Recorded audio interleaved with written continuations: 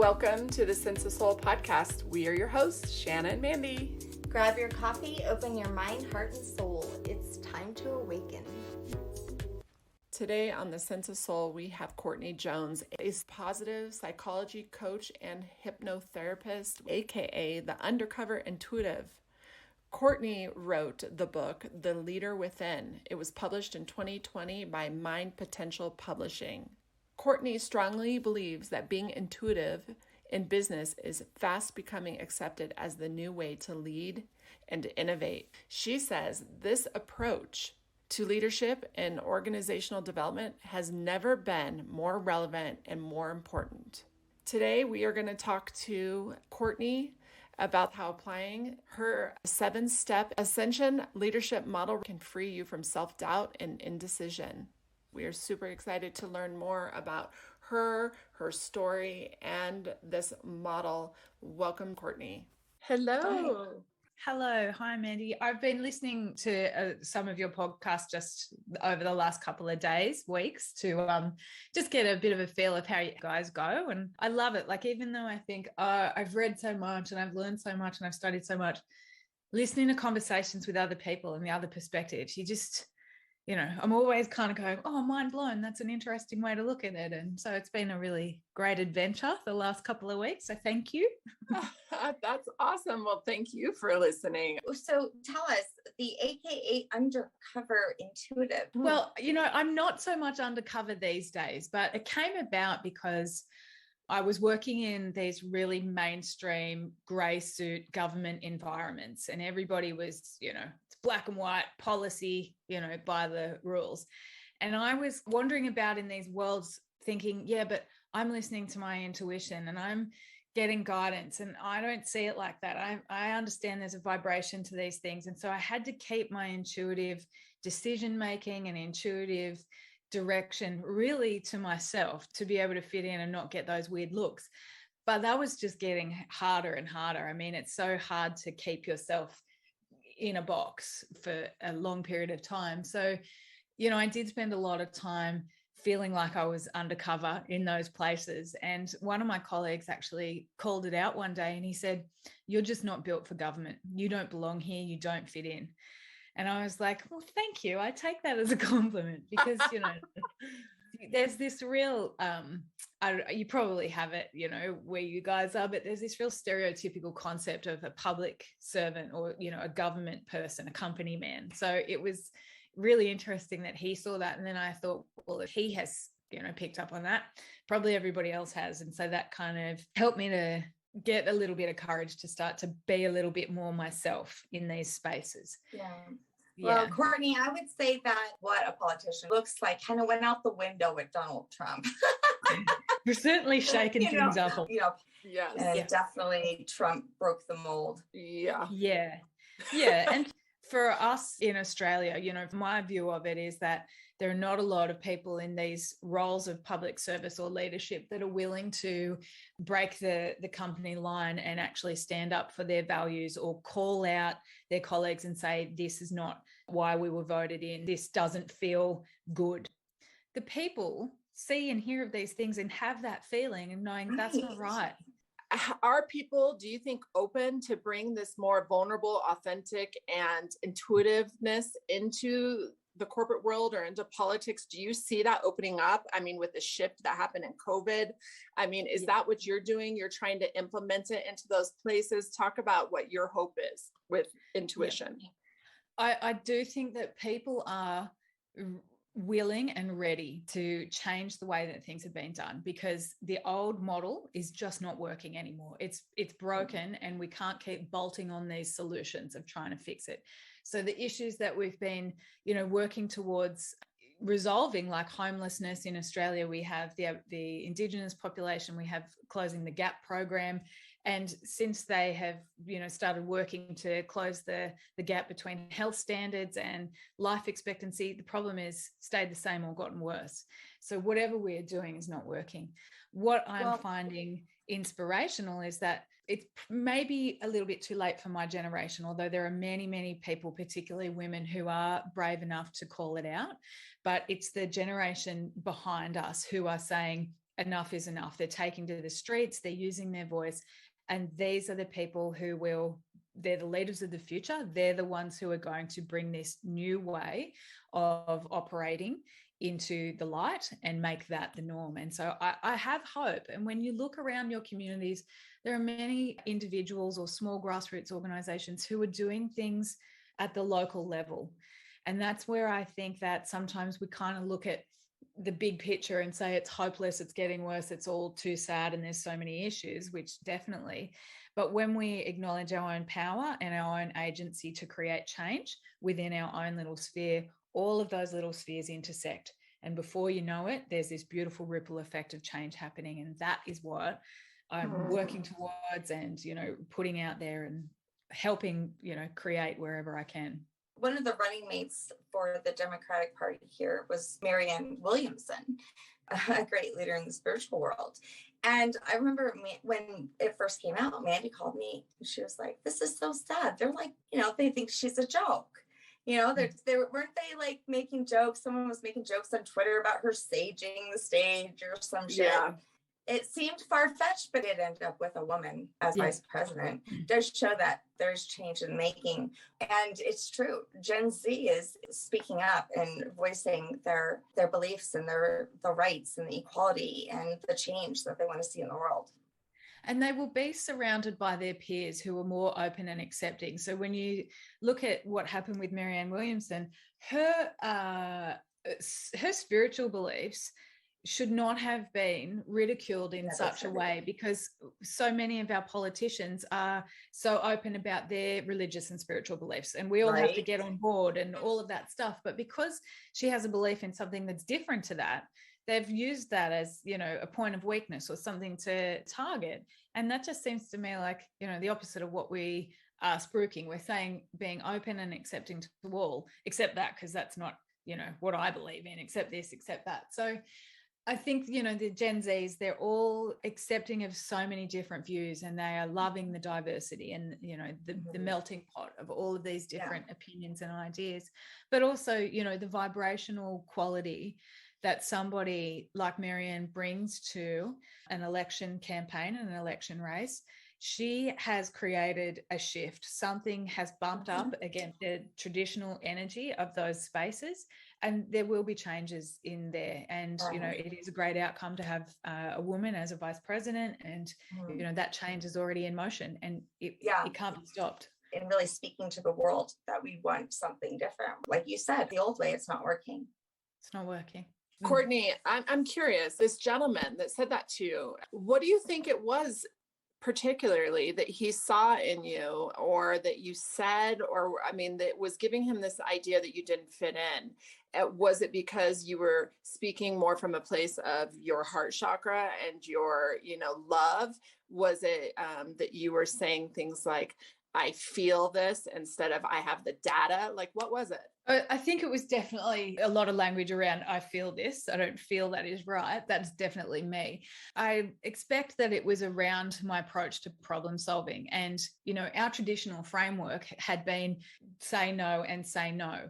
Whereas I was entering these situations where I was like, well, we can't do it exactly like that because of, policy, governance, public money, this kind of stuff. However, I think we can find a solution that will work for both of us. These are words that don't get used often in some of these traditional spaces. Finding a solution that works for both. This is really out there. So I think it was about my willingness to solve a problem rather than to say no and move on. And that put me up against a lot of, resistance. Once you start to challenge the old ways of thinking, people either have to expand themselves or they get very defensive holding their line.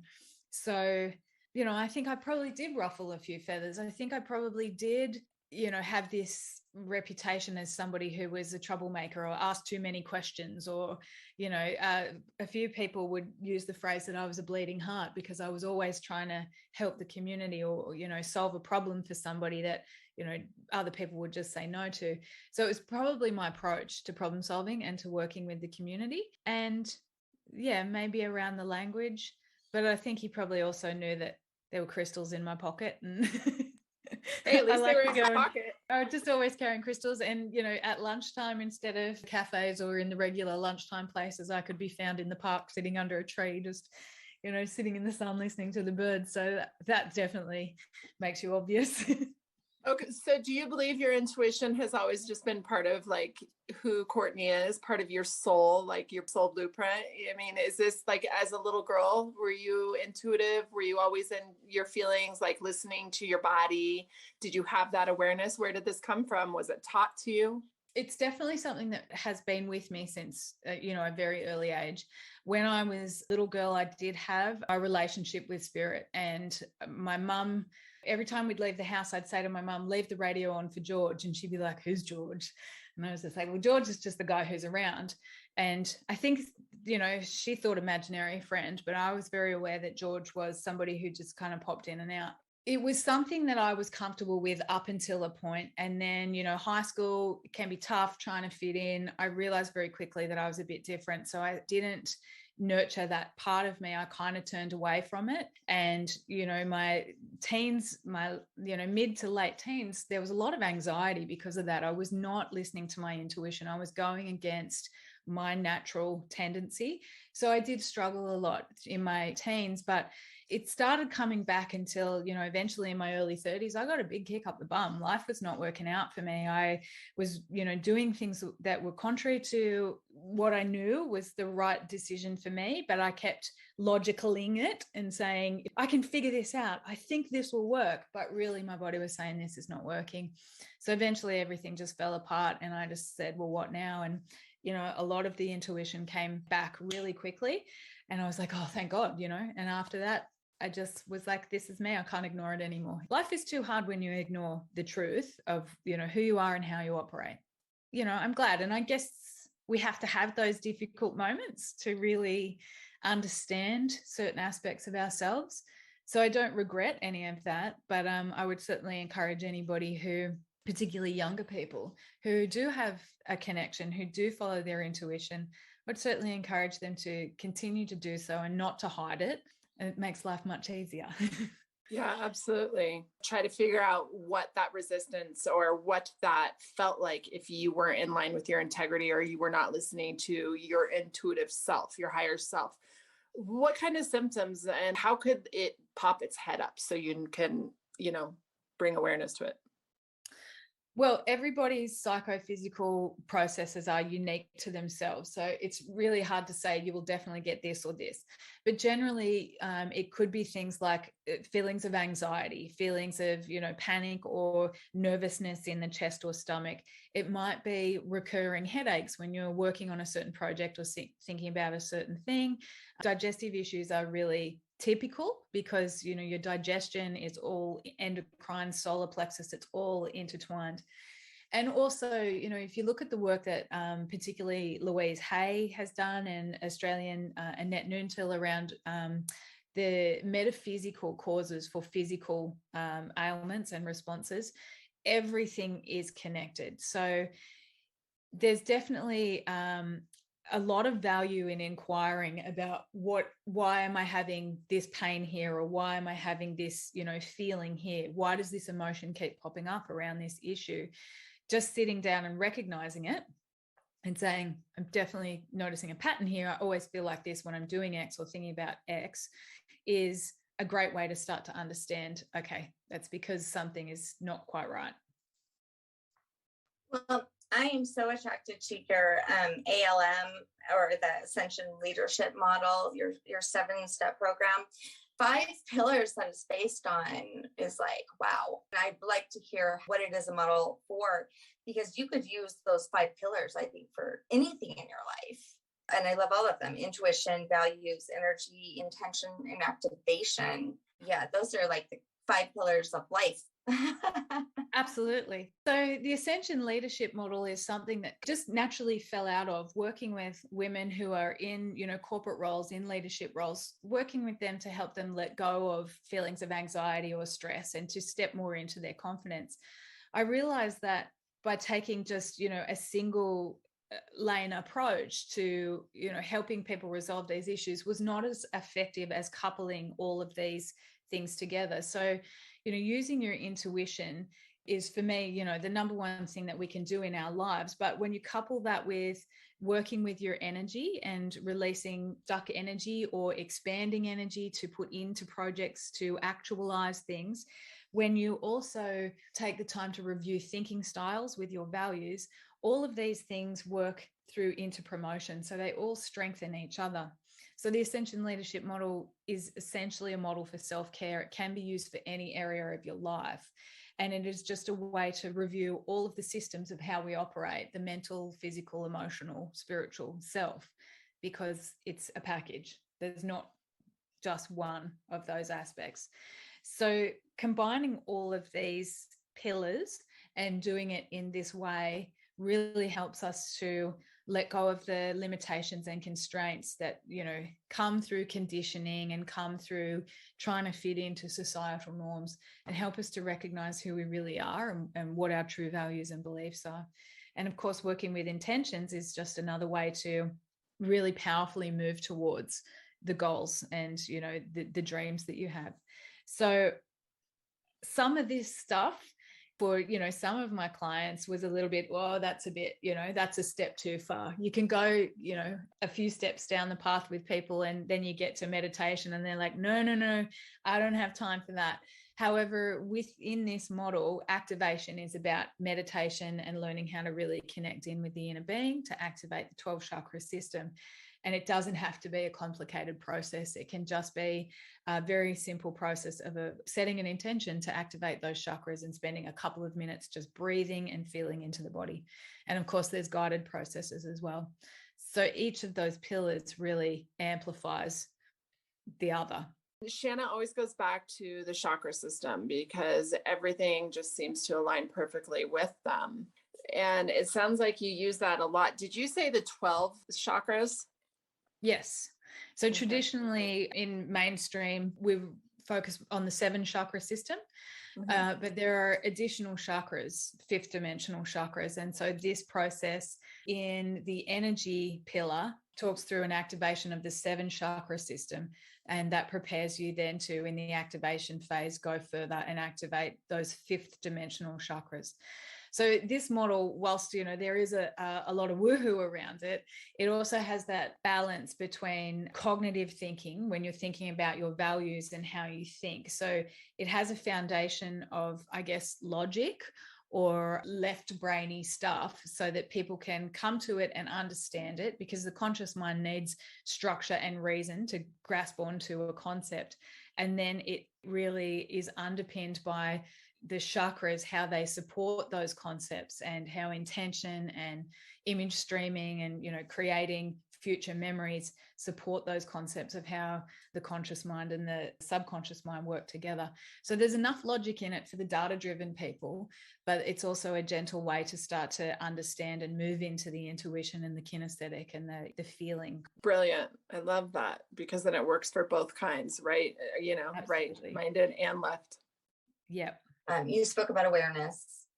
And prior to that, you even spoke a little bit about, just being true to yourself, you finding your voice.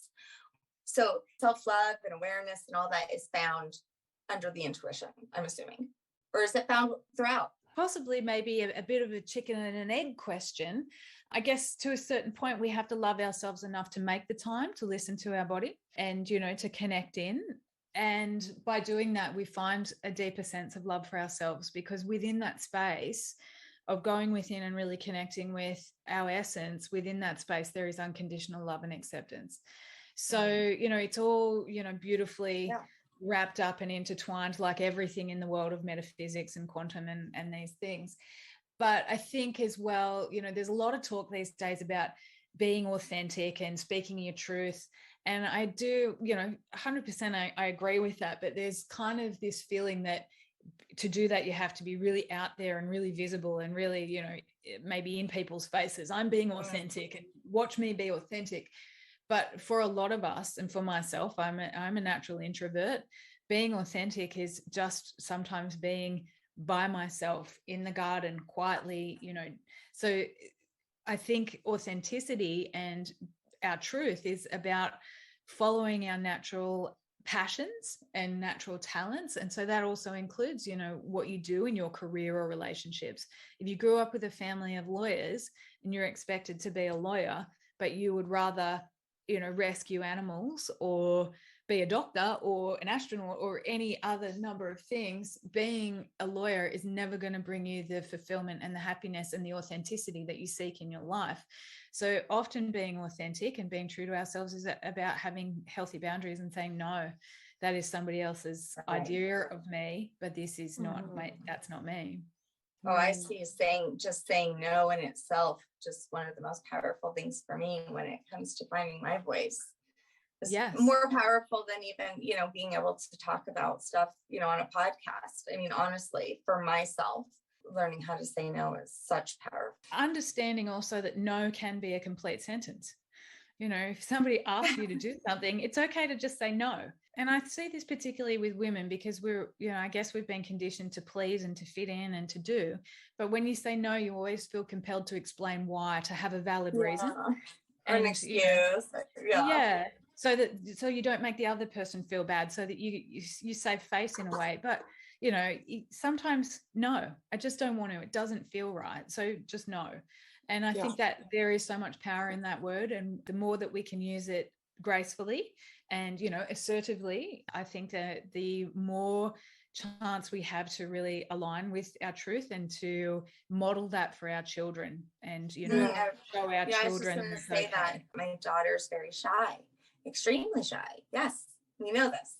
She knows this. But her teacher brought it to our attention again, wanting to provide all of these outside resources for her. She should do this then, and she should join this club and this club. And she was like, but I'm okay with being shy. Right. Society is like, you're not supposed to be this way. That's right. It's somebody else's idea of how another person should, function. And shy is a label that somebody else has come up with. It's a construct of, the conscious mind. If she is a happy, comfortable child in her own space, she's probably spending more time connecting in with the truth and the universal consciousness than all of the chatter that's, the irrelevant stuff that's going on around her. And people step out into a broader space when they're ready or when the time is absolutely right for them. And so, I think sometimes we have come across shy people in our lives, and later on down the path, they have found their passion and they've found what really ignites them, and that may cause them to be more vocal or more social, or to quietly work away on their passion without having to be in the spotlight. We don't always need to be seen and heard and have, accolades and recognition to have a meaningful life and to make a meaningful contribution. And society just hasn't made that space. Not completely. I think, like you said, we're moving into the future. But, I felt that even the fact that she spoke up to me was huge. It's very interesting because when I was her age, it was the opposite. They called my mom and told my mom that I was too outgoing, that I was always the first one to raise my hand, that I was always the first one to implement my opinion, that I was always the first one to kind of get the group going. And so I grew up thinking that I needed to become more shy. So it's always funny how we can take these outside opinions and let them actually become part of our story. Yeah. And just, that's such early conditioning of how we must fit in, how we must shape ourselves to fit somebody else's expectations. And, I do think it's dangerous. We know that children between the ages of, birth and 7 years old, everything that they experience contributes to their values, their beliefs, and, how they see the world. And after that point, that stuff is fairly well cemented in. So once a child is beyond that age, if they have limiting beliefs about themselves, disempowering beliefs about themselves, it can take a lifetime to recognize those and be very difficult to shift them. We need to be very careful about the way we interact with our children and the things that we say. We should teach them these 5 pillars from the very beginning. Absolutely. And, implement these 5 pillars into all of our systems that we look at, our education systems, our health systems, our political systems. that would be my dream. If we're going to go wild and crazy dreaming today, then that's my dream. I love wild and crazy dreaming. Yeah. Speaking of dreaming, I saw that you are also a hypnotherapist. So do you take people into that theta brainwave as part of your coaching?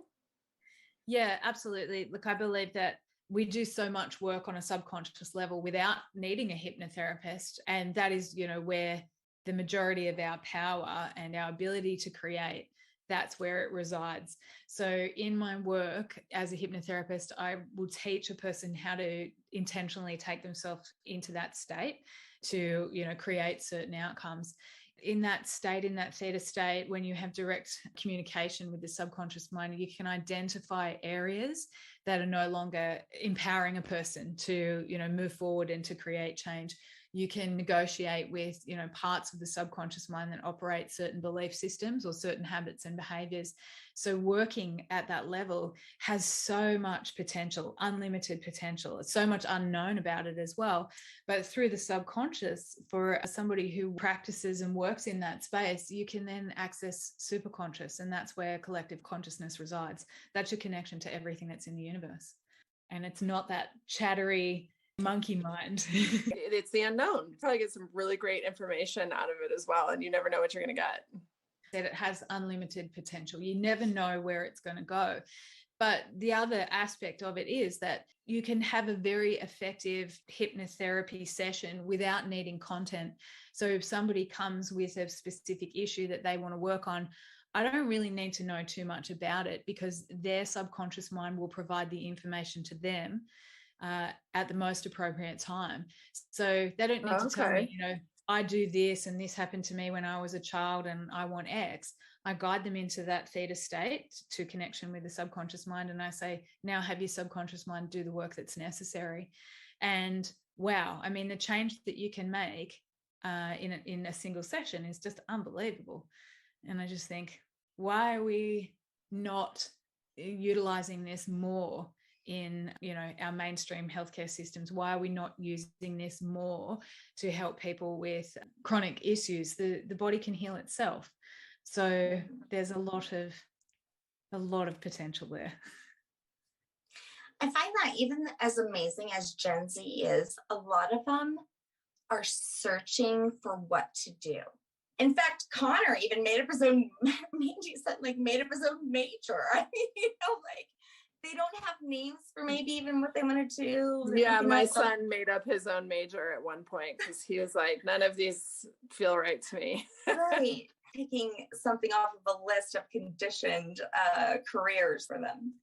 Do you find that? And so there's like this stuckness of trying to fit future with their passion or with what they went to school for. It seems like a lot of times they're jumping all over.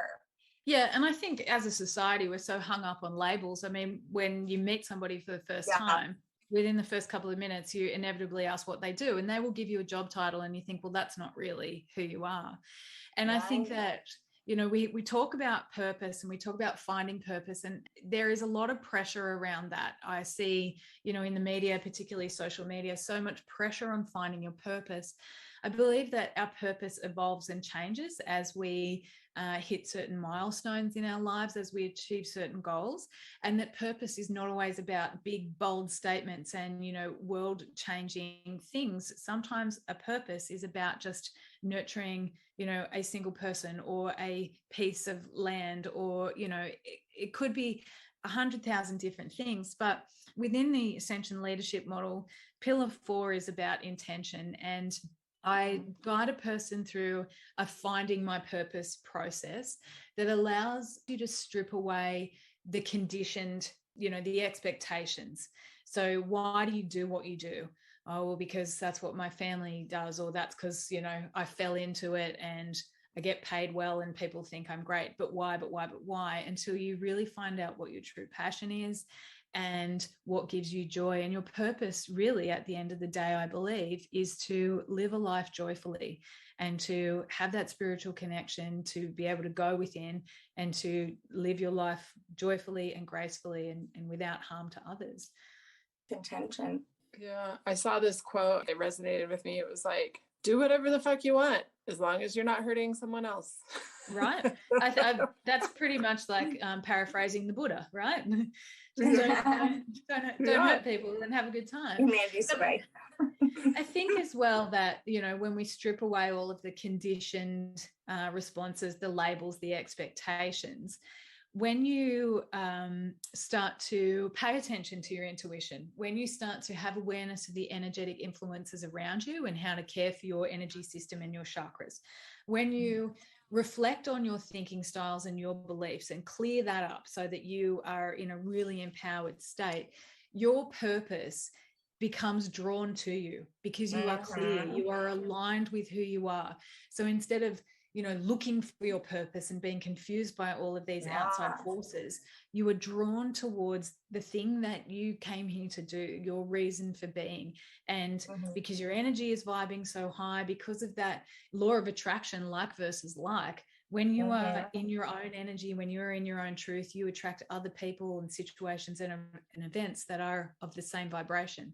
Yeah. So and synchronicities, many synchronicities. Absolutely.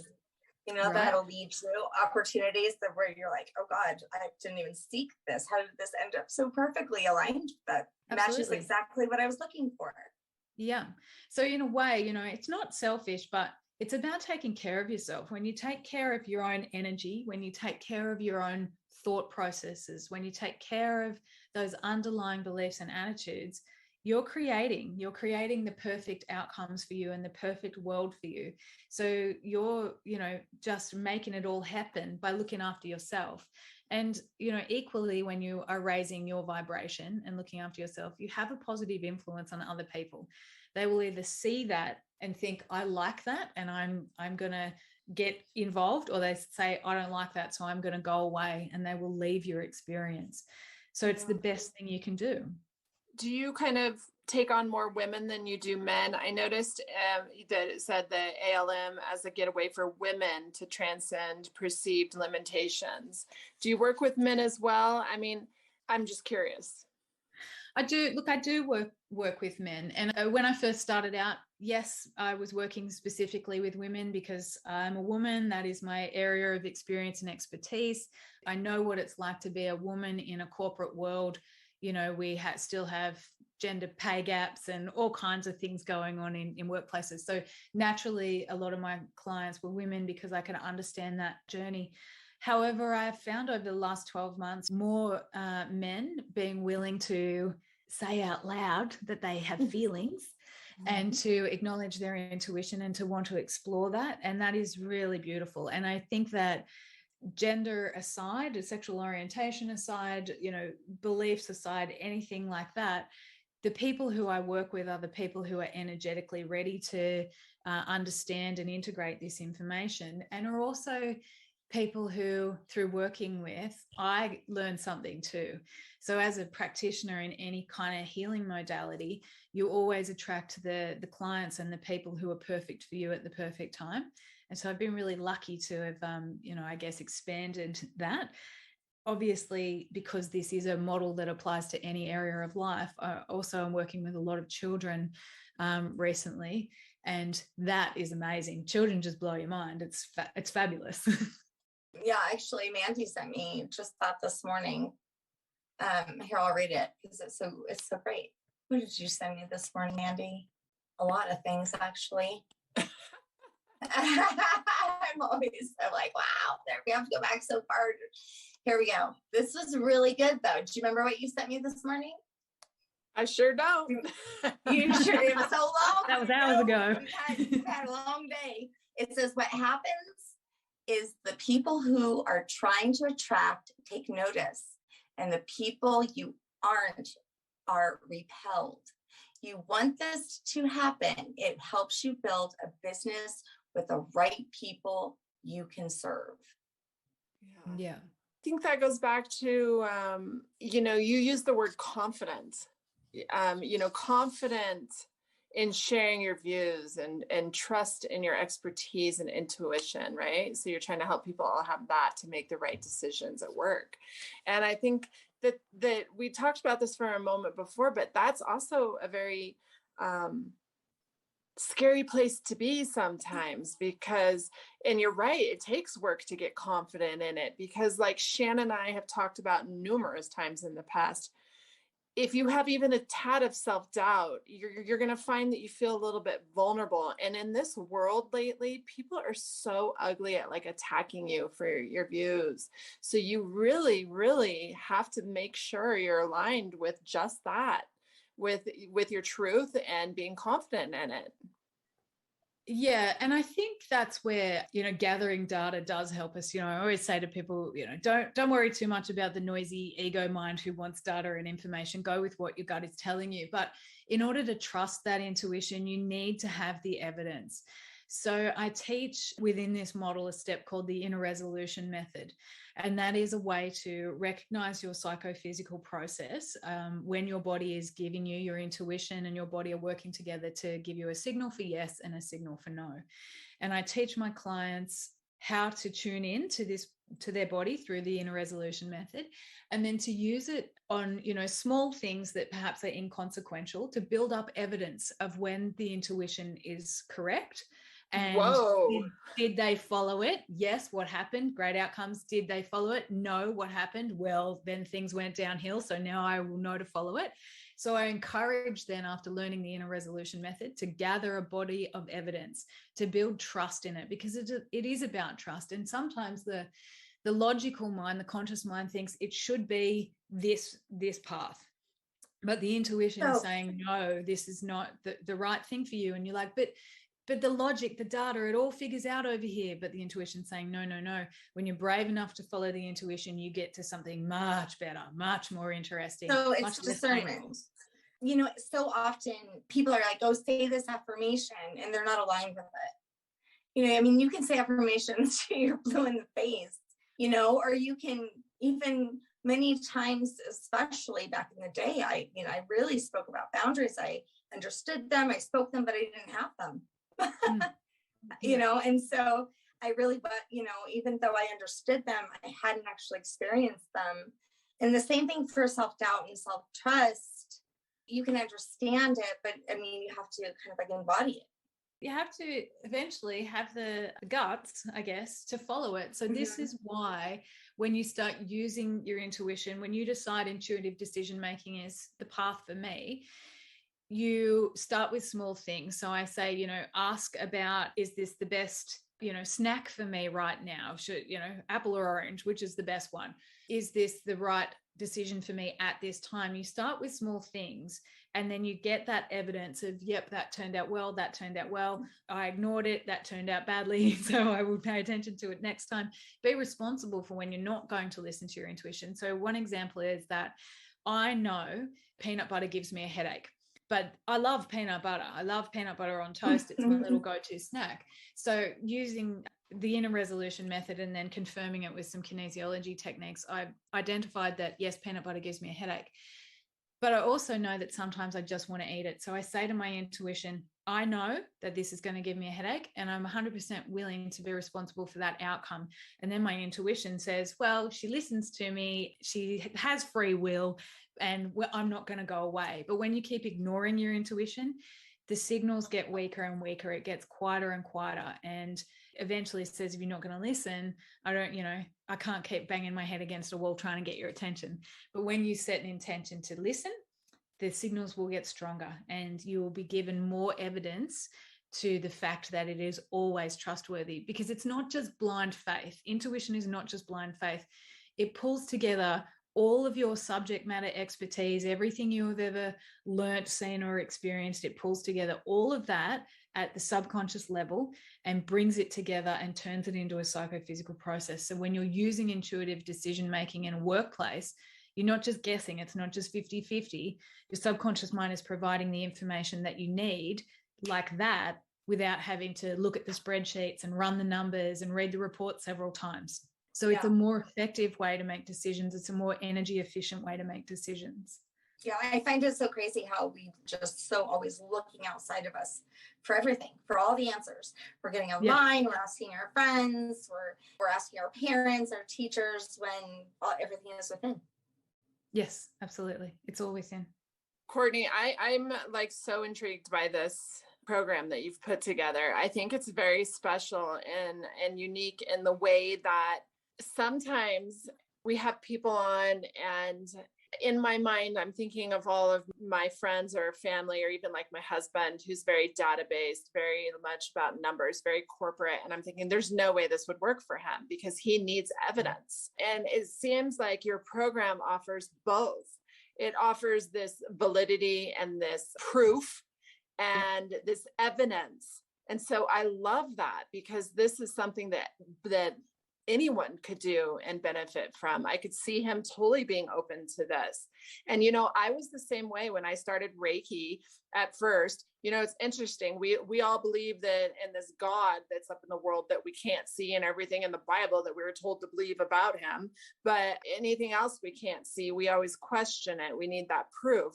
And it's like with the Reiki, I was kind of like that at first. I had to really ease my way into it and actually do things to help build up that evidence to make it become my truth. So I was confident in the work and the energy work I was doing. And that's just how I am.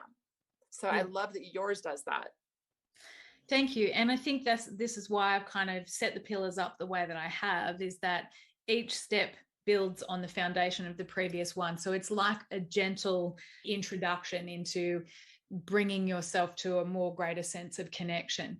So you can start with the evidence. And so for people who are logic, data-driven people, they can come to it through knowing, okay, I can get the evidence, I can get the proof, and that builds the trust. And then when you're in that trust phase, you're more than open to exploring the bigger picture, the subconscious and the universal consciousness, and bigger than that. So it is a model that can work for everyone, and it is a model that can work for any area of life. It doesn't have to be about business or leadership.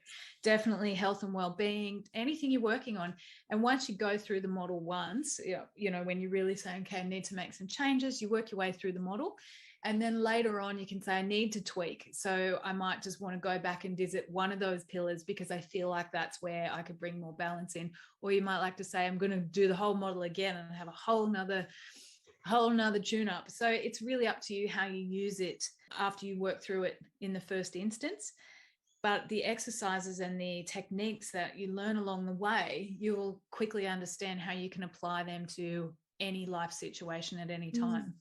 Love it. You know what? You are such a leader. Mandy and I actually talked about that right before I let you in. I even told Mandy, I'm like, do you want me to let the leader in? Which you are. But you know what really, really is shocking is that you said you were an introvert. And as an introvert, let me ask you, what would you tell me as a mother who has she's pretty freaking introverted. She also is very creative. She's super smart. She has so many wonderful skills that leaders have. What should I feed her? What would you suggest to someone to help them get into that role? I think that introvert and extrovert is not just a matter of somebody being chatty and gregarious or quiet and shy. These definitions or these, understandings of a person's preference, they are labels, but they're also an indication of how they recharge their batteries. So a really high ranking extrovert will draw energy from being with a lot of people at a party or in a busy place, and the noise and the hustle and the bustle. An extroverted person draws energy from being in a quiet space, being in their own company, maybe reading or just sitting quietly. So for yourself with your daughter, just acknowledging that how she prefers to recharge her batteries, how she prefers to build her energy up is really important, and not always forcing her to get out in the world and do these kinds of things. I'm passionate about sharing this model. I'm passionate about working with other people. And so it's easy for me to share this with the world. It's easy for me to work with people because I'm inspired by it. So at the end of a busy day, I then go and spend some time quietly by myself. So being an introvert is not like that's going to make life hard for the rest of your life. It's definitely about finding what turns you on. If you force an introvert into a career that they do not like or a situation that they do not like, they will have an unhappy time, and probably the people around them will be unhappy. It is true. She is so much far more open and with people when she's within her passion. Yeah, on something that inspires you, that you're interested in, it's not going to be fun. It's going to be a grind. So, do what you love. Like the kids are saying, just do what you love. Be joyful, because when you're in a vibration of joy and happiness, that is a higher vibration than a vibration of, I hate this job, I'm angry at the world. Your vibration affects everybody else around you. So whether or not you're picking up rubbish or, working for the UN, if your vibration is joyful, it has far more impact than if it is not. It sounds like what Mandy always talks about, integrity. Absolutely. Yeah. I love the word joyful too. I've decided to get rid of happy, because I think that for myself, I've said it in a couple of podcasts, I feel like happy has been misinterpreted. Like it's this emotion we're all supposed to just stay in all the time. And that's a really unrealistic expectation. So joyful, just your soul feeling joyful. I love that word. I feel like we've touched base on the activation, the intention, the energy. We talked about the intuition too, but values. What are some exercises that you do with clients to kind of help them to really pinpoint their values? Because mine have shifted recently. And I also realized a lot of my values were based on what the world felt my values should be. Yeah, right. We have different values for different contexts, different life situations, but we all have values for, the context of the society that we grow up in. So more broadly, countries like Australia and America will be at a certain values level because we have, an economic process going on. We have certain ways of thinking around business and expansion. The values around business is values level 5, as indicated by Claire Graves. So we have different values for different life contexts. And what I would always suggest somebody does is say, okay, what is the life context that I'm thinking about? So is it, work and career? And ask yourself, what is important to me about this? And what is the most important thing? I've got my top 3 important things, but if I could only have one of those and not the other, what is the most important? And also asking yourself, does that value connect to a belief that is empowering me and supporting me to create the outcomes in my life? We believe certain things because we have been taught to by our parents, our schools, social media, religion, all of the influences around us. And we get to a point in our lives where we realize that these things no longer ring true for us. They no longer help us. So just asking yourself, do I still believe that? Do I need to believe that? Is that really true? Like you said, you were told in school that you put your hand up first, you're too chatty, you're always voicing your opinion. As a child, you probably believed that that wasn't right, but now you are older and able to reflect on that and say, do I need to have this belief anymore? Does it help me? And if the answer is, no, I don't need it, no, it doesn't help me, you can let it go and change it. And you can change that through intentions, through meditation, through hypnotherapy, through affirmation, but you have identified something that no longer works, you don't need it. Yeah. Wow. We let the world just pull us in, all of the hard times that are going on in the past few years. I think it's been a struggle for most. And, I know for me and many of the people we've had on our podcast and our guests and everything, looking for something like this, looking for a step process even. And so you have 7 steps, right? Yeah. So the first step is the most important part of the process for our daily life, and that's your intuition. So that's where you learn the inner resolution method, how to tune into your body's signals for yes or no. We then use the skill that we've learned with that yes or no to go and review our values and to understand what our current values level of thinking is, the current system that we use to view the world. And then the third step is to let go of the outdated ones that aren't empowering us and that aren't helping us. And we do that through using this inner resolution method. Do I still need this? Yes or no? Can I let it go? Yes or no? After you've upgraded your thinking, step 4 is to then upgrade the energy system by liberating the negative emotions and the dense energy that is stuck in the chakra system. Once you do that, you're absolutely humming, and you move on to step 5, which is to intentionally raise your vibration and to learn techniques to maintain a high vibration. So this is like energetic hygiene. You're keeping your energy system fresh and clean so that you're buzzing and bringing buzzing people and experiences towards you. Now that you've got all that in place, you move to step 6, which is about understanding your purpose and creating a future through using intentions. So really understanding what drives you, what turns you on, and where you want to go, and then using a powerful process to create future memories that you can then be pulled towards, which is wonderful. And then step 7 is where we really move into the activation. And this is the part where we use meditation to activate the 5th dimensional chakras. So that's stepping into the 12 chakra system. When you do that, when you activate those additional chakras, you are really grounding all of your energy and all of your intention, and you have greater access to all of your experiences throughout all of your lifetimes. You are a powerhouse for making decisions, for creating change, for leading and inspiring other people to do the same thing.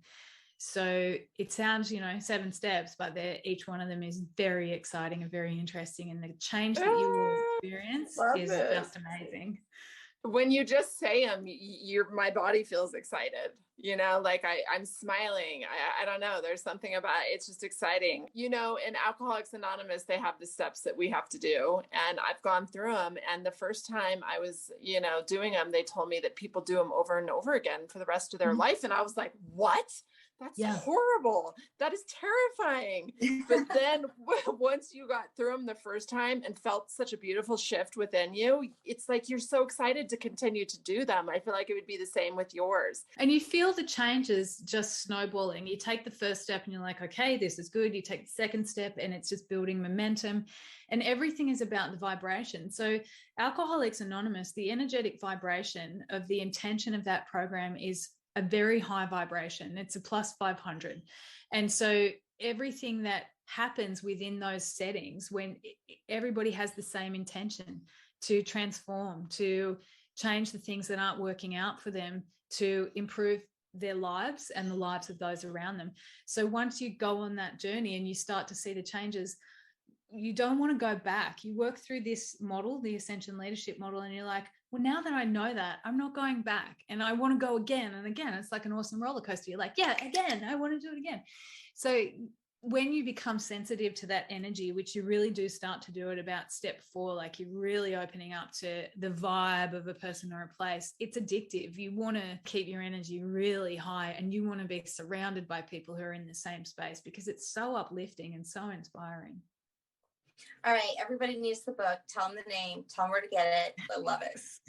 So the book is called The Leader Within, and it's 7 steps to Ascension Leadership and Intuition in Business. You can purchase it, obviously, at all of the mainstream reputable booksellers, or you can purchase it online directly from myself at theleader-within.com. And there's some free resources that are available through the book, and that includes the Finding Your Purpose flowchart, which helps you to unpack your reasons for what you're doing and the motivations for why you are where you are now and where you want to go. So The Leader Within. And yeah, look, it's got a couple of diagrams and pictures in it. It's a pretty easy read, but every step is fun. I enjoy hearing what people have discovered about themselves and processes they've been through as a result of working through the model. I think it's awesome that you put this in a book and you're just like gifting it to the world. My role as, a hypnotherapist or an energy healer or, anybody who's in a helping healing space is to empower somebody to find their own agency and help themselves. So you should go drop one of these books off to that dude who said you didn't fit in. I'll gift him a copy. And now it's time for Break That Shit Down. I think I'd just like to share with everybody that where you are right now is the perfect place to be, and that there is no condition outside of you that really has any power over you, and that you are always the source of truth for what is right for you in your life, and to just know that it can always be trusted. Just follow that. You're a beautiful being of light and unconditional love, and I love you, and I look forward to hearing of your successes. Where do they contact you if they want to, get some coaching from you, or where can they follow your journey?